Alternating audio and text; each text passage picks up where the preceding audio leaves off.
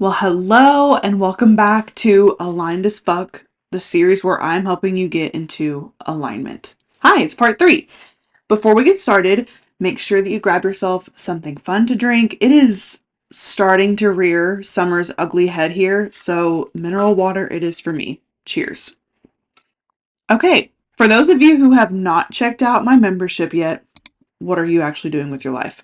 Inside of my magnetic movement membership, I am teaching you how to become the most abundant magnetic being that you could possibly be. It is taking you from unaligned, uninspired, burnt out, overwhelmed, unable to really bring any single desire to fruition to living in total, absolute magnetic abundance. Visionary. We are surrounded by the most incredible soul aligned people inside of this community. Every month we do live hot seat coaching where you can come and be coached by moi. We also do quarterly challenges where I really help you amplify that energy to help you become more magnetic and abundant. We also have my vault, which is my mindset, manifestation, life's work, all in one cozy, beautiful spot for you to consume, to binge, to soak every single second of it up in. And this membership is only $111 a month. Hello.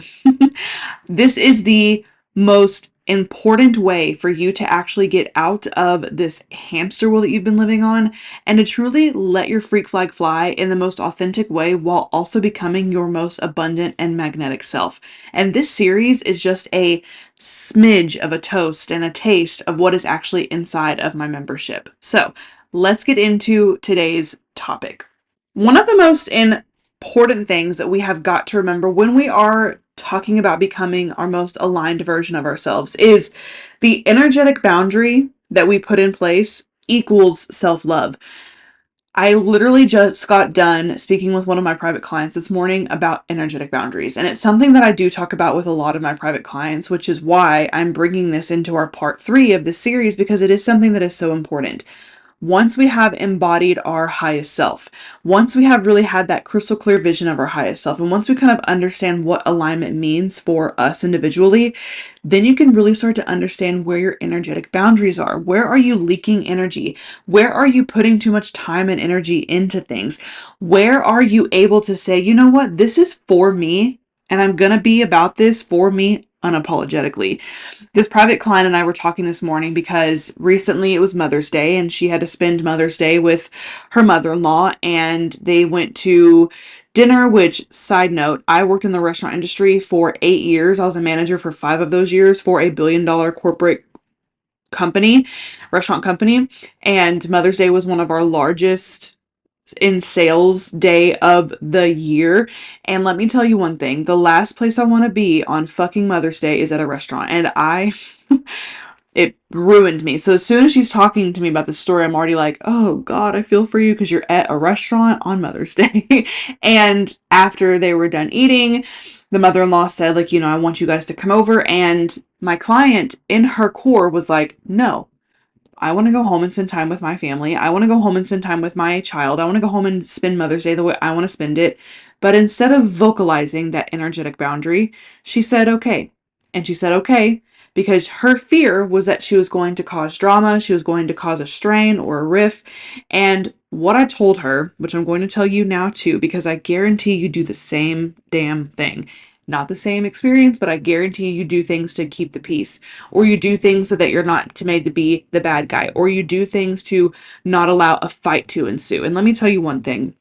When you sacrifice your own energetic boundary, your own personal boundary, your own true actual desire, even if it's something simple like sucking it up to go do something that you really don't want to do, when you say yes to things like that, you're attracting more things into your life to say yes to that aren't actually benefiting you, that aren't actually going to do anything for you. So stop saying yes to shit that you actually don't want to fucking do or be a part of, number one.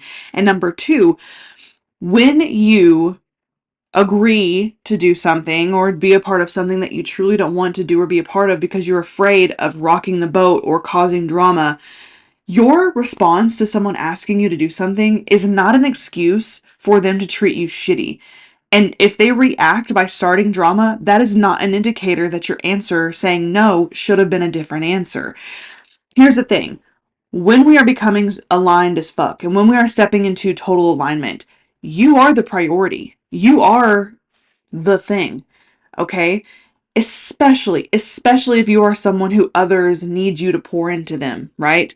Me, I'm a mom, I'm a business owner, I'm a wife, I'm a friend, and I have clients, right? Like, I need to pour into myself first, always, before anyone in my life gets a drop out of my cup. And the same goes for you, especially if you're talking about doing things that you don't want to do, or things that don't really feel aligned for you to do, or things that you don't even have to have a reason why you don't want to do them. You just don't want to do them. Don't do them. Okay? So, when you are overgiving, you're leaking energy. And overgiving is saying yes to things that you don't want to say yes to.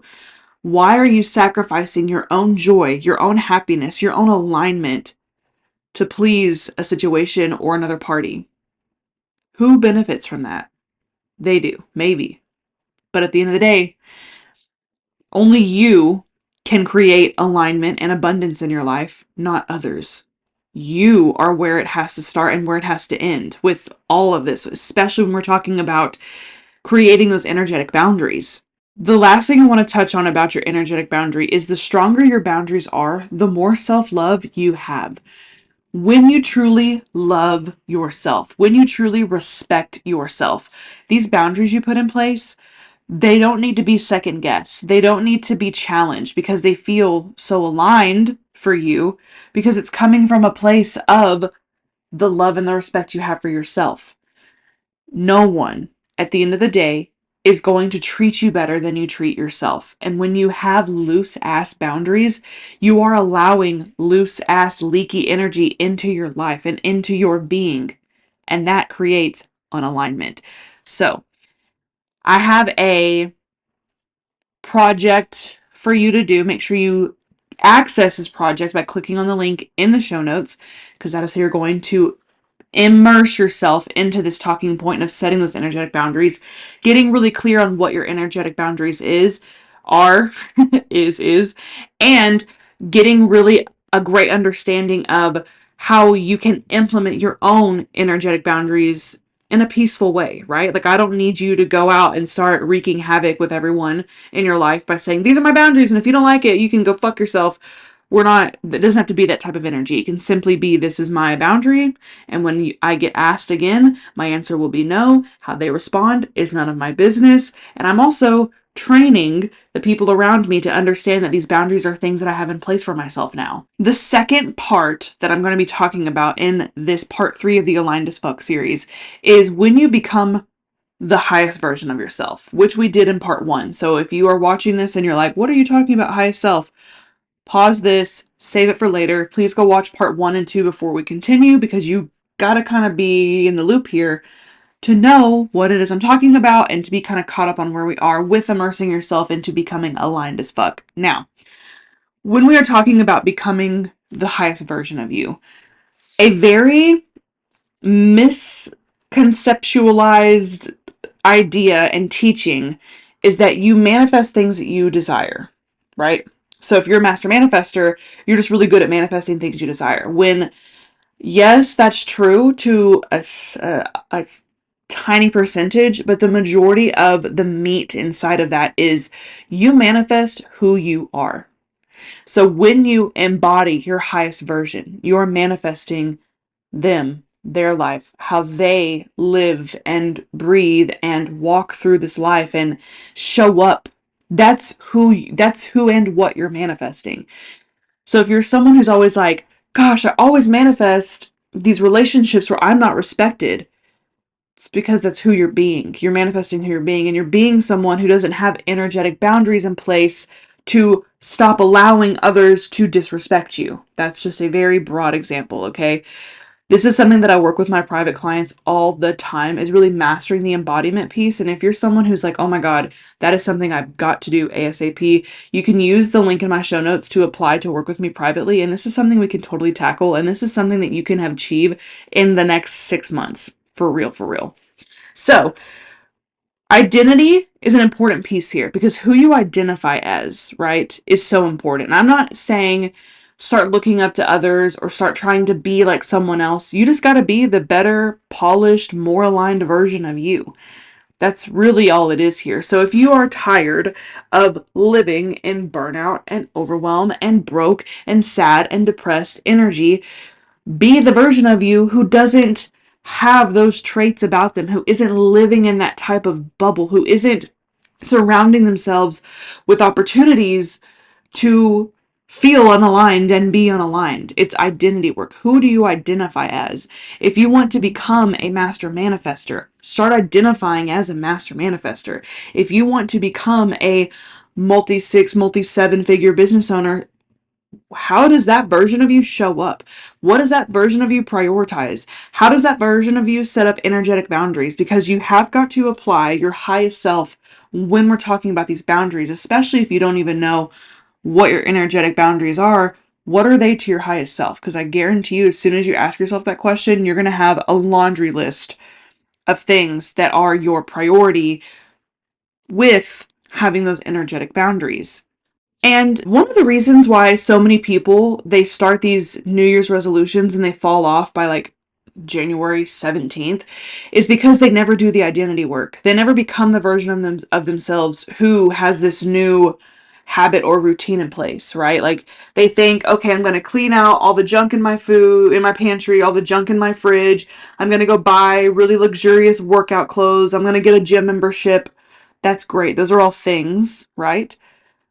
But how are you showing up as the version of you who actually keeps this workout routine, this health wellness regimen, right? It's the micro habits that we do every day that allow us to step into that version of ourselves. It's the things that we do every day that are very small and minute that really create that version of ourselves. And I'll tell you one thing. If you are wanting to step into your most aligned version of yourself, the first thing you've got to do is keep your word to yourself. How many times have you said you're going to do something and then you don't do it? Doesn't that make you feel like shit? I know for me, if I say I'm going to do something for myself and I don't do it, I will be so irritated and in a funk and just pissed off at myself because I let myself down. Your subconscious mind is always looking for reasons to keep you safe and stuck and stagnant because that's how it keeps you safe and it keeps you comfortable. And the subconscious mind likes familiarity. So when you are someone who self-sabotages by not doing what you say you're going to do, every time you do something every time you do not do something that you say you're going to do, your subconscious mind is like, see, told you. So you saying all these affirmations of I'm a millionaire, I'm a money magnet, your subconscious mind is like, yeah, right, bitch. Like you don't do anything you say you're going to do. Start doing what you say you're going to do and watch your world literally change overnight. Okay? Set that alarm to wake up at 6 a.m. and get up at 6 a.m. Quit hitting snooze. Get up and get your fucking day started and start to feel like your highest self, because I guarantee you your highest self isn't hitting snooze every single morning on that alarm. Right?